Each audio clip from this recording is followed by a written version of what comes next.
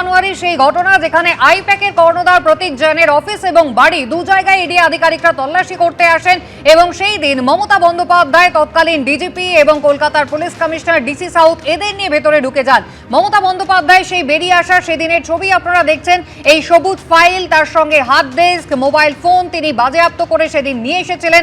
তার বিরুদ্ধে ইডি চুরির অভিযোগ তোলে, যদিও মমতা বন্দ্যোপাধ্যায় পাল্টা ইডির বিরুদ্ধে চুরির অভিযোগ করেছিলেন। আর এই গোটা ঘটনায় কিন্তু নজর রয়েছে সর্বোচ্চ আদালতে, কারণ ইডির পক্ষ থেকে মামলা দায়ের হয়েছিল। 15ই জানুয়ারি হয়েছিল শুনানি, হলফনামা দিতে বলা হয়েছিল 2 সপ্তাহের মধ্যে, আর আজকে রয়েছে পরবর্তী শুনানির দিন। আমি সরাসরি চলে যাব, সৌভিক মজুমদার রয়েছেন আমাদের সঙ্গে। সৌভিক, আজকের মামলায় মূলত কোন কোন বিষয়গুলোর দিকে নজর থাকবে? দেখো, মূলত নজর থাকবে যে এই মামলার ক্ষেত্রে এনফোর্সমেন্ট ডাইরেক্টরেট এবং রাজ্য সরকারের তরফ থেকে আজকে সুপ্রিম কোর্টে কি সওয়াল করা হয় বা কি বক্তব্য পেশ করা হয়, সেটাই কিন্তু সবথেকে গুরুত্বপূর্ণ। তোমার মনে থাকবে যে এই মামলার ক্ষেত্রে যে হলফনামা পেশ করার কথা বলা হয়েছিল, গতকালই সরকারের তরফ থেকে সেই হলফনামা পেশ করা হয়েছে এবং সেই হলফনামায় রাজ্যের বক্তব্য হচ্ছে যে এই যে ইডির তরফ থেকে তল্লাশি চালানো হয়েছে, সেই তল্লাশিটা এক ধরনের বেআইনি তল্লাশি। তার পাশাপাশি সুপ্রিম কোর্টে ইডির তরফ থেকে এই যে মামলা করা হয়েছে, সেই মামলা দায়ের করার কোনো রকম মৌলিক অধিকার ইডির নেই। এখন সরকারের তরফ থেকে কেন বলা হচ্ছে যে ইডির তরফ থেকে যে মামলা করা হয়েছে সেটা দায়ের করার মৌলিক অধিকার ইডির নেই? তার কারণ সরকারের যুক্তি হচ্ছে যে যখন এই মামলা কলকাতা হাইকোর্টে বিচারাধীন রয়েছে এবং কলকাতা হাইকোর্টের তরফ থেকে একেবারে প্রাথমিক পর্যায়ের একটা নির্দেশ দেওয়া হয়েছে, সেই মুহূর্তে সুপ্রিম কোর্টের কাছে ইডির এই যে ছুটে যাওয়া এবং সেখানে গিয়ে মামলা করা, এই দুটো যে সমান্তরাল বিচার প্রক্রিয়া সেটা চলতে পারে না, এই দুটো প্যারালাল প্রসিডিং সেটা চলতে পারে না। এটাই কিন্তু সুপ্রিম কোর্টের রাজ্য সরকারের মূল বক্তব্য। এটা ছাড়াও রাজ্য সরকারের বক্তব্য হলো যে যখন এই ঘটনা ঘটে, অর্থাৎ তুমি দেখতে পেয়েছিলে যে 8ই জানুয়ারি একেবারে সকালবেলা ভোর 6টার সময় আইপ্যাকের দুটি জায়গা, অর্থাৎ আইপ্যাকের যে অফিস রয়েছে সেই অফিস এবং তার পাশাপাশি আইপ্যাকের কর্ণধার প্রতীক জৈনের বাড়ি, এই দুটি জায়গাতেই সাত সকালে ইডির আধিকারিকরা হানা দেন এবং সেখানে দীর্ঘক্ষণ এই তল্লাশি অভিযান তারা চালান। এইখানে রাজ্য সরকারের বক্তব্য হচ্ছে যে এই যে পদ্ধতি মেনে এই প্রক্রিয়াটাকে সম্পন্ন করা হয়েছে সেটাই একেবারে অনৈতিক প্রক্রিয়া। কোনো ধরনের আগাম নোটিশ কিন্তু আইপ্যাক সংস্থাকে দেওয়া হয়নি, ফলত সেটা না দিয়ে এমন কোন আপাতকালীন পরিস্থিতি তৈরি হলো যার ফলে ইডির আধিকারিকরা কার্যত ভোর 6টা থেকে একবারে দীর্ঘক্ষণ তারা এই তল্লাশি অভিযান চালালেন। ফলে সেই বক্তব্য তারা কিন্তু এখানে পেশ করবেন। ফলে তুমি বুঝতে পারছো যে আজকে এই যে হাই ভোল্টেজ মামলা সেটা কিন্তু অত্যন্ত গুরুত্বপূর্ণ হতে চলেছে। যখন ইডি তার বক্তব্য পেশ করবে এবং সরকারের তরফ থেকে অতিরিক্ত যার বক্তব্য রয়েছে হলফনামা বাদ দিয়ে সেইগুলো পেশ করবে, তারপরে কিন্তু স্পষ্ট হবে যে সুপ্রিম কোর্টে এই মামলার ভবিষ্যৎ কি হতে চলেছে। সৌভিক, ধন্যবাদ।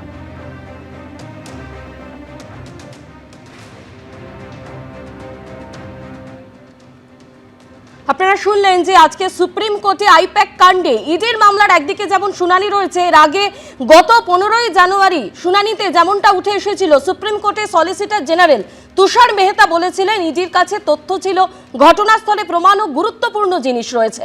তারা স্থানীয় পুলিশকে বিষয়টি জানিয়ে সেখানে যায়। মুখ্যমন্ত্রী ডিজি এবং ডিসিকে সঙ্গে নিয়ে সেখানে আসেন। তারা সেখান থেকে জিনিসপত্রগুলো নিয়ে যান যা চুরির মতো অপরাধের শামিল।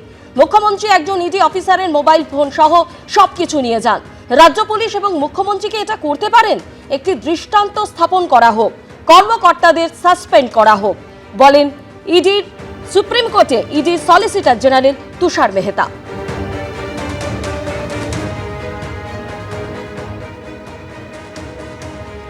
অন্যদিকে ইডির তরফে additional solicitor general SB Raju বলেছিলেন রাজ্য পুলিশের ডিজি এবং পুলিশ কমিশনারের উপস্থিতিতে মুখ্যমন্ত্রী চুরি করেছেন, তাই সিবিআই তদন্ত জরুরি। তৃণমূলের পক্ষে আইনজীবী কপিল সিব্বল বলেছিলেন তৃণমূল চেয়ারপারসনের সেখানে যাওয়ার অধিকার ছিল, তিনি ল্যাপটপ এবং আইফোন 17 প্রো নিয়ে গিয়েছেন, এইটুকুই, এর বেশি কিছু নয়। বিচারপতিরা তখন বলেন প্রত্যেক সংস্থা যাতে স্বতন্ত্রভাবে কাজ করতে পারে তা দেখতে হবে। এর পাশাপাশি সর্বোচ্চ আদালত নির্দেশ দিয়েছিল যে 2 জায়গায় ইডি তল্লাশি চালিয়েছিল সেখানে এবং পার্শ্ববর্তী এলাকার সমস্ত সিসি ক্যামেরার ফুটেজ সংরক্ষণ করতে হবে।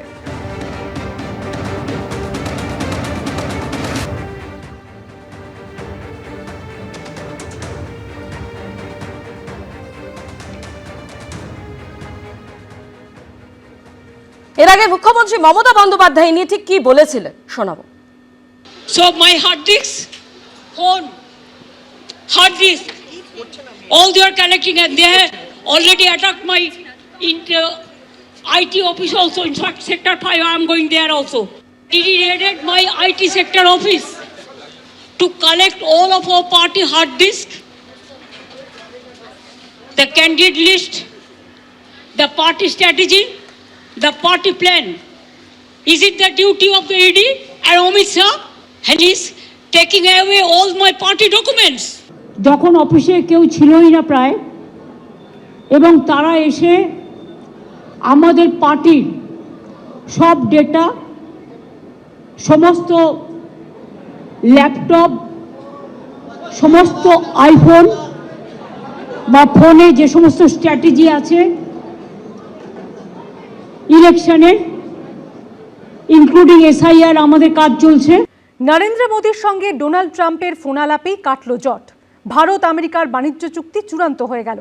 সোশ্যাল মিডিয়ায় জানালেন আমেরিকার প্রেসিডেন্ট। এও জানালেন নরেন্দ্র মোদী রাজি হয়েছেন রাশিয়ার থেকে তেল কেনা বন্ধ করে আমেরিকা থেকে আরও বেশি করে তেল কিনতে। সম্পর্কের নতুন দরজা খুলে যাওয়ায় আমেরিকার প্রেসিডেন্টকে ধন্যবাদ জানিয়েছেন প্রধানমন্ত্রী নরেন্দ্র মোদীও। দেওয়া নেওয়ার মধ্যে দিয়েই বাণিজ্য চুক্তিতে রাজি হলো ভারত আমেরিকা, এবং সেজন্য ভারত নিজের অবস্থান থেকে কিছুটা সরে এসেছে বলেও দাবি করলেন আমেরিকার প্রেসিডেন্ট। এই নিয়ে দুই দেশের মধ্যে দীর্ঘ টানাপোড়েন চলছিল। অবশেষে সেই গুরুত্বপূর্ণ শর্তে সম্মত হয়েছে দুদেশ। নিজস্ব সোশ্যাল মিডিয়া প্ল্যাটফর্ম ট্রুথ সোশ্যালে নরেন্দ্র মোদীকে খুব ভালো বন্ধু বলে জানিয়ে আমেরিকার প্রেসিডেন্ট ডোনাল্ড ট্রাম্প দাবি করেছেন ভারতের যে অবস্থানে তিনি সবচেয়ে বেশি অসন্তুষ্ট ছিলেন সেই অবস্থান থেকে ভারত সরে এসেছে। অর্থাৎ তারা রাশিয়া থেকে তেল কেনা বন্ধ করতে রাজি হয়েছে। দীর্ঘদিন ধরে রাশিয়া থেকে তেল কিনছিল ভারত, বেশ কম দামেই তেল পাচ্ছিল নয়াদিল্লি।